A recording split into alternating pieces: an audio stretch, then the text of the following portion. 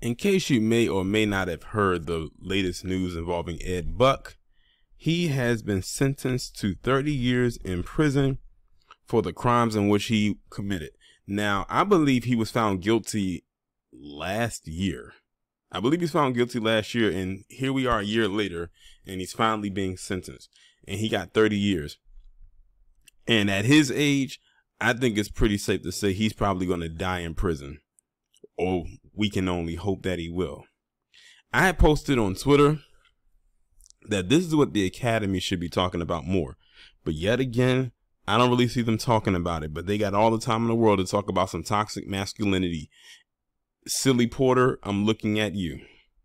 Because of the comments that you made about, the incident and who you directed them to.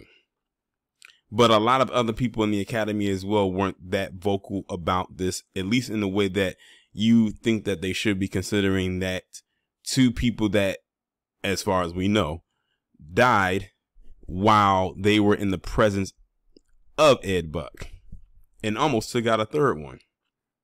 But let me go ahead and get into this article coming from the Los Angeles Times. Ed Buck, once a fixture of West Hollywood's political scene, was sentenced Thursday to 30 years in prison for drug and sex crimes that included providing lethal doses of methamphetamine to two black men. I have to throw that in there.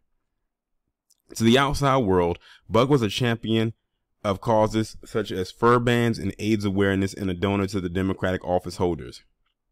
But behind the walls of his Laurel Avenue apartment was a nightmare. For nearly a decade, the wealthy white Buck lured young black men at the lowest point in their lives, homeless, addicted, resorting to substance level sex work, into what he called party and play sessions. Amid squalor, they believed his reputation as a man who had achieved great wealth at a young age. Buck plied the men with drugs and then sexually assaulted them while they were unconscious or immobile. In 2 cases, he injected his victims with fatal amounts of methamphetamine. A jury convicted Buck last year of a host of felonies, including distributing methamphetamine resulting in death and enticement to cross state lines to engage in prostitution. In the lead up to Thursday's sentencing at the federal courthouse in downtown Los Angeles, Buck's lawyers had asked the 67-year-old receive a sentence that would one day allow him to return to society, while prosecutors urged U.S. District Judge Christina A. Snyder to send Buck to prison for the rest of his life. Such a sentence was needed not only to punish Buck, they argued, but to protect the public. Did they really try to argue to give this man a sentence where it was a possibility that he could actually get out alive and get back into society? Now, they said this guy is 67. This is a struggling 67. Now, it's crazy because if you look at other pictures of him, he almost looks kind of healthy, but right here, he looks sick as hell. Almost like he's decaying. He looks way older than 67, I will say that. If Buck were ever released, they wrote, he would feed his compulsion to inject others until the day he died.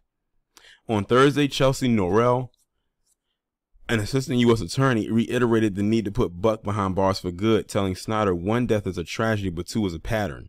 Buck, is speaking in a low, raspy voice, offered his condolences to the families of his victims, but denied he had caused their deaths. You injected them with meth and lethal dosages of meth. How did you not contribute to their death? He's digging a hole even deeper for himself by denying the fact that he was the cause of their death. It's just the fact that they did not find him guilty of murder, because I don't know if that was a charge and they couldn't get him on it, or that was not a charge at all. Describing how he had spent much of his life advocating for political causes and gay and animal rights, he asked that Snyder take a look at my life in total and not the horrible caricature the government painted me as, a meth-fueled ex-killer. But that's what you are. Let's not pretend here. Before sentencing Buck, Snyder said his case was one of the most difficult and tragic she had ever presided over. What has happened here is reprehensible. Drug abuse was at the heart of Buck's sexual behavior, according to a testimony and evidence presented at his 2021 trial, which opened a window into a dark subculture of Los Angeles gay community. Buck moved in a world steeped in drugs and defined by power imbalances between the solicitors of sex and the often destitute men who supply it. He advertised on Adam for Adam, a gay hookup site, that he was interested in party and play sessions, widely known to mean using methamphetamine during sex. A parade of men testified that Buck would offer them money if they slammed or allowed him to inject him with the drug. In what prosecutors called a carrot and stick approach, he would sometimes withhold payment if they didn't smoke enough meth or let him inject them. In his squalid apartment, which was littered with drug paraphernalia and sex toys, Buck treated the men like lab rats in his twisted experiments. He drugged them to the limit of their bodies' tolerance. Once they were unconscious or immobile, he sexually assaulted them, choked them, slapped them. One man, injected with something that left him unable to move, managed to regain control of his body only when Buck revved a chainsaw in front of him, sending adrenaline coursing. Buck filmed many of the episodes. In a video played at trial, he gave stage directions to a masked man who was smoking meth. Stare directly into the camera, flare your nostrils, and blow it out slowly. Now, if you add wipe open eyes to that, it would be a perfect shot. This guy was sick. Is sick. One witness, Carlos, described learning from a friend that a man would pay him $200 to smoke methamphetamine and prance around in underwear, living under an overpass at the time, shuffling between encampments in Hawthorne, West Athens, and Gardena. I had to fight to survive, he testified. I had to fight to do what I could do to eat and take care of myself to still be a father. To protect their privacy, the Times withheld the last names of witnesses who described being sexually abused. Carlos went to Buck's apartment about 20 times over a 6-month period. He used methamphetamine and GHB, a party drug. Sometimes Buck would spray ethyl chloride cleaning solvent on a rag, hold it over Carlos' mouth, and watch him inhale. Buck liked to see me where I was barely able to stand, barely conscious, he recalled. He wanted me to be falling around all over the place, a state in which Buck would be able to do whatever he liked as far as touching and everything of that sort. Buck at times referred to black men using the N-word, which doesn't surprise me. Witnesses testified at trial. 2 men died in Buck's apartment, their bodies found near identical circumstances. Gemmel Moore, age 26, flew in from Texas on July 27, 2017, on a ticket that Buck had purchased. Hours later, he was dead. A coroner's investigator found Moore lying on a mattress, but pornography playing on the television. Syringes, pipes, sex toys, and methamphetamine were found throughout the apartment. "This is so dark," Moore's friend said as he addressed Buck at Thursday's hearing. "No one could even fathom that this was real, that this was true, and you created it." Authorities initially ruled Moore's death an accident. Not until his mother and friends publicly questioned the finding did Los Angeles County Sheriff's detectives reopen an investigation into whether the fatal dose was self-administered. Buck wrote in a text message misspelling the name of his victim. "I have 8 more days to go with this Gemmel," and that's how he typed it, as Jammall. Now, keep in mind, Gemmel's name was spelled Gemmel. More investigating me BS.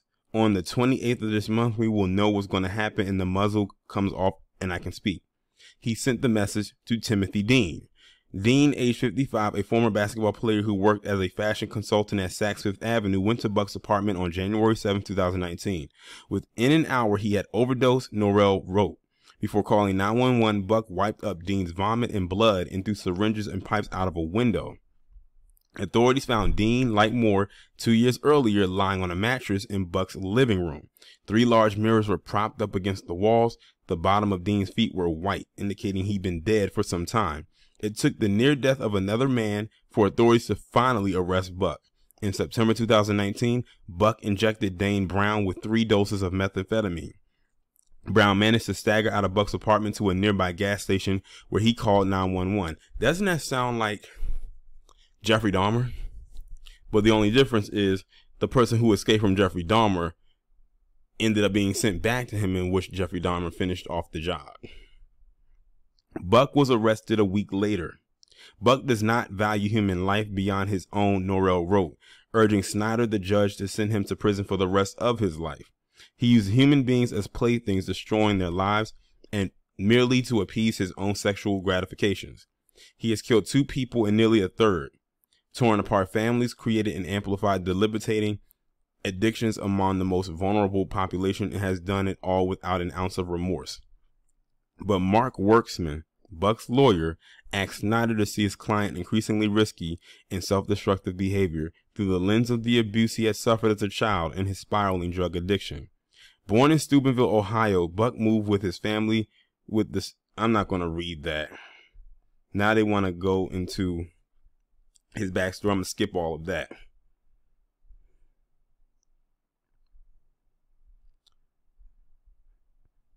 I'm just skipping through the parts about his backstory. Before he was sentenced, Buck told Snyder he had tried to live a good life, a life dedicated to making the world a better place. He apologized for what he called my part in the deaths of Moore and Dean and describing them as men I cared for, men I loved, but he denied killing them. I wish I could turn back time and change the things he said, and if I could, I would. After the hearing, relatives of Buck's victims said the 30-year term was appropriate, even if they would have preferred that the judge made sure he would never leave prison. No amount of time will bring my brother back, said Joanne Campbell, Dean's sister, but it brings some solace that he will be in prison for a very long time. As for his apology in court, I didn't buy any of it, Campbell said, calling it too little, too late. If Buck does not cause problems in prison, he could be released after serving 85% of his term, at which point he would be in his early 90s. Worksman, however, said the judgment was effectively a life sentence. We're not sentencing Methuselah here, he said, referring to the biblical figure who lived for 969 years. Questions about Buck's wealth are still hanging over the case. Prosecutors asked Snyder to order Buck to pay $51,562 in restitution to his victims and a $400,000 fine, citing a probation officer estimate that Buck was worth about $2 million. When Buck was arrested, investigators found bank statements showing he held $3,477,335 in several accounts. Buck's lawyers called these figures grossly inflated. His mother lent him $1 million to pay his legal fees, Worksman wrote. He owes several $100,000 to the Internal Revenue Service, or as I like to call it, Queen Iris, and he must pay a similar amount in capital gains taxes after one of his previous attorneys liquidated much of his assets. Prosecutors and Buck's attorneys agreed to postpone a hearing to determine the amount that Buck must pay in restitution while his lawyers gather records of his finances. Well, first off, let me say I'm glad that the family is not on that forgiveness tip, because this is one person that is very, very, very unforgiving. There's nothing that you could tell me that is worth forgiving when it comes to this POS that you see on the screen. In my opinion, he's getting what he deserves. All we can do is hope that that man actually dies in prison, and that can come by natural causes or by someone else's hands. Maybe he will get the Jeffrey Dahmer treatment. I'm not sure, because it's like their stories are almost very similar in nature when you think about it. But to the Academy, yeah, this is more so y'all's story. I'm bringing attention to it because he did kill two black men. They just happen to both be in the Academy. I remember when this story first broke back in 2017, and I spoke about it on my original channel, of course, that, is no longer active. And then 2 years later, another one happened. I said, yeah, this is a pattern right here. But I knew something was up with that first one. And then he popped up in the news again. I'm like, wait, this is the same guy from the last time. Why are they constantly letting him go? And you can look at it right here. This guy came from wealth. He didn't make his own wealth. He came from wealth. You heard how much money his mother gave him? $1 million.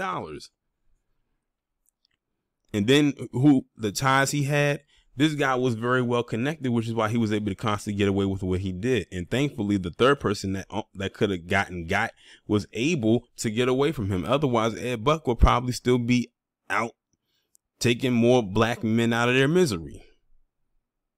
But I'm glad that he got what was coming to him, and hopefully his time in jail is a short-lived one. And when I say, I'm talking about not him, getting out on good behavior, because that's not even on the table. But when I say short-lived, well, y'all pretty much know.